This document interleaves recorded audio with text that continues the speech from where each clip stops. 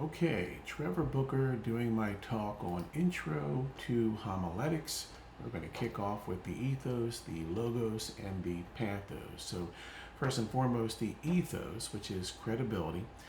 1 Timothy chapter 3 does a great job summarizing the qualifications of a pastor, deacon, elder, individual. High reputation, strong marriage. I think sometimes the ministry has taken a hit, maybe because things are not as great at home rather, as they might appear to be in the church. Self-controlled and sensible, being a respectable person, hospitable. I think that's important as well, to be opening up our homes and inviting folks in. Teacher of the word, of course, avoiding alcohol. And that's probably a bit of a sticking point with a lot of the younger folks today. But again, I think just to be above reproach, it's important to avoid the alcohol situation there. Being a gentleman and a peacemaker, someone who's looking to obviously bring about peace in situations, and then of course being generous. So that is the credibility factor to be able to walk in that office or that position. But then also there should be pathos. So there should be a passion or a charisma. This is not optional. And the reason why is if you're never passionate about anything that you're sharing, it could come across as being a situation where you yourself don't believe what you're sharing. And if you're not believing what you're sharing, why would other people believe that? And I'm not saying every situation has to be a high hype conversation or every sentence has to be a high hype sentence, but again, there should be clear passion about what you believe. And then the logic side as well.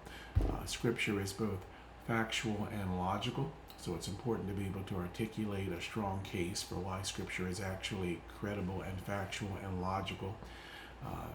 The apologetics, if you will, of Scripture, that's going to be important because if you do not, if you're not able to do that, then you sort of do the gospel and the kingdom a disservice for not properly communicating that the way I think it was intended to be. Let's talk about Tim Keller for a minute.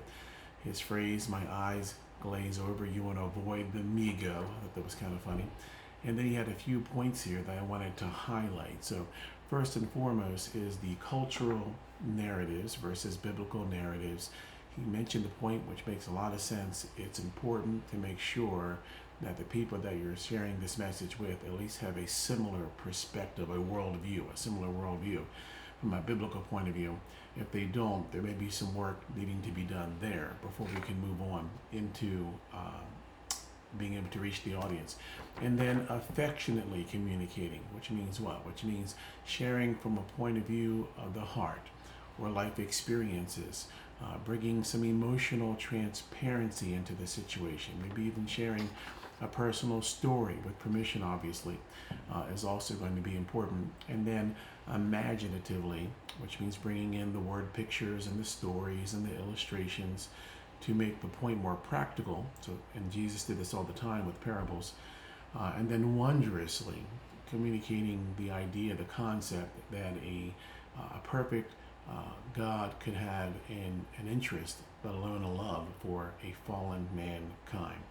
And then, of course, everything should be Christ-centered, meaning everything should lead back, all roads should lead back to Christ. If you're speaking from an Old Testament point of view, we should look for opportunities to show where that's pointing from a prophecy point of view to the New Testament and to Jesus. And then, of course, all of the New Testament is about Jesus for sure. So all roads lead to Jesus. And then lastly, the biblical exegesis versus the cultural exegesis. I think that's important because biblical exegesis, which simply means to interpret Scripture properly. So obviously, if it is a letter written to a certain church in a certain time period, it's important to communicate some background story so that you can properly interpret the actual meaning of that Scripture and not read into that Scripture, right? But it's also important to understand the exegesis of the culture or the people that you're speaking to. You're not going to deliver the same type of message to a downtown Manhattan church as you might deliver to a clay, dirt road, back road, Georgia country church situation. Same truth, but your delivery and your method of communication might be a little bit different because you have exegeted the culture that you're standing in, the situational awareness, if you will, that you're standing in. So both are important. You really can't have one without the other. It's a dynamic duo, and I love the quote that was given. Uh, the problem is if you don't have both done effectively, you could be delivering truth in a flawed manner, or you could be correctly giving truth, but answering questions that no one is asking. No one is asking, and that's when those eyes begin to glaze over again. So that finishes my talk for today. Thank you very much. God bless you.